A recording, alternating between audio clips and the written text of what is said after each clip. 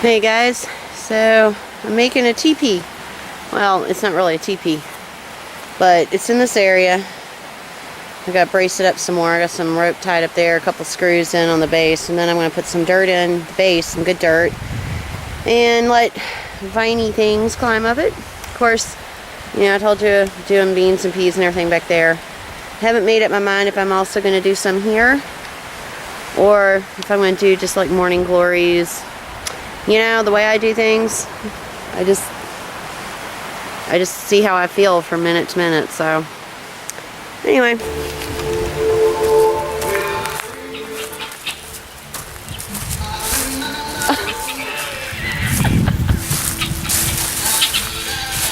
now tell me that's not a crazy thing right there. Hey guys, so you know how sometimes you know something and then you know it, but you just don't think about it, and then somebody says something and you're like, smack my head, duh. So on my gardening update a day or two ago, I said something to 420Homestead.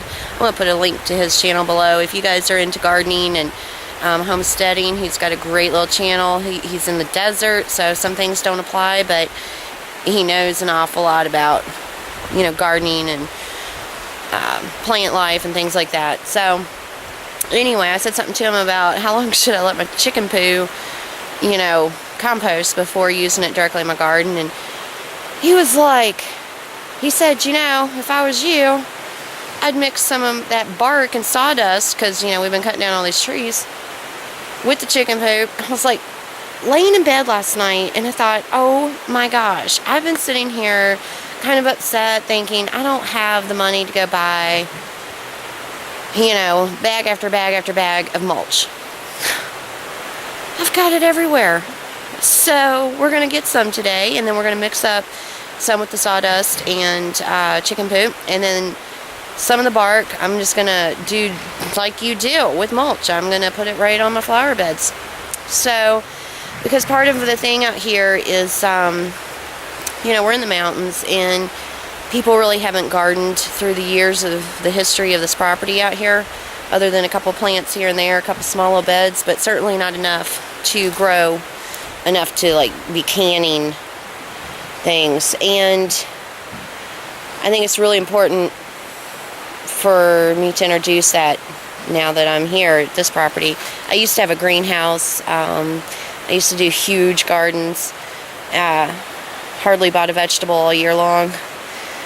But, you know, last year, let's see, I moved in here with Mike about a year and a half ago. And last summer, we were just busy enjoying our new relationship. So, but this year, I'm so mortified at the GMOs in Walmart and everywhere. So, we're pumping up the gardening this year. But anyway, I thought I'd show you the process here. Alright, so I've got this nifty little tool here, and what I'm doing is just pushing it right in where the bark meets the wood. And then, even though I don't need to on this, I'm going to show you, you can just tap, get that down in there, and then push back like that.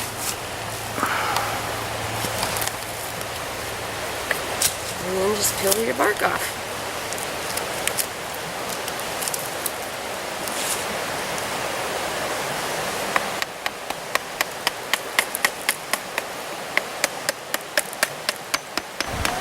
Now I know a lot of you all appreciate the value of mulch. I got that big old pile of mulch right there off of about, and 40 minutes worth of work total. Got some sawdust here piled up. Got some chicken poop in the bucket. Here's batch number 2 of the bark.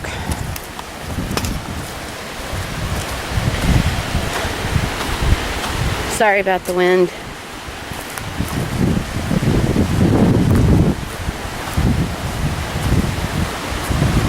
But, you know, guys, it's just a matter of working with what you got.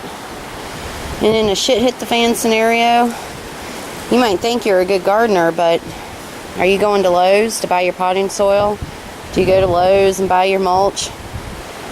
If that's the case, then you better start learning how to make your own soil and making your own mulch.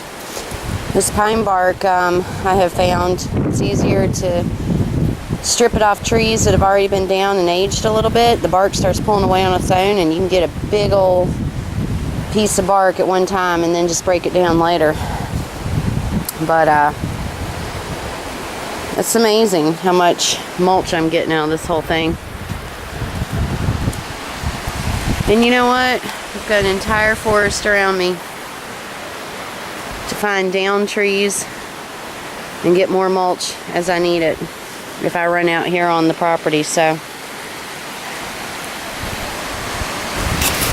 hey guys, so we've been pulling tree stumps up, and we found this femur bone a while back.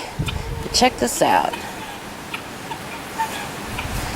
Looks like the tip of it here broke off and some more teeth went in there. So we're going to try and get on the internet and identify it, but I thought that was pretty cool.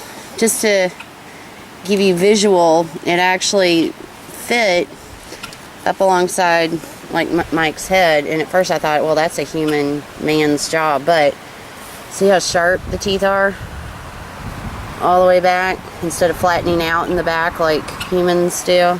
And then right there you can see where two more teeth were grooved in, and then this is, so in other words, it was longer than what this looks like. So as we're pulling up roots, I started smelling something, and I sniffed this root, and y'all, it smells like black licorice. I mean identical to black licorice. So I think that's what we got here. I'm gonna have to get my herb books out and verify, because I haven't ever dug up licorice root, but interesting.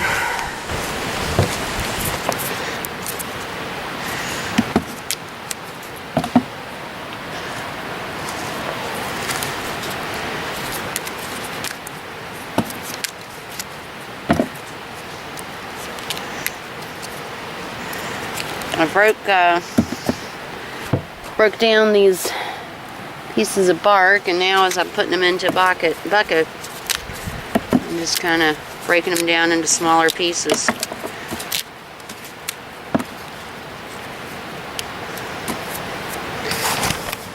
And then collecting them in my bucket.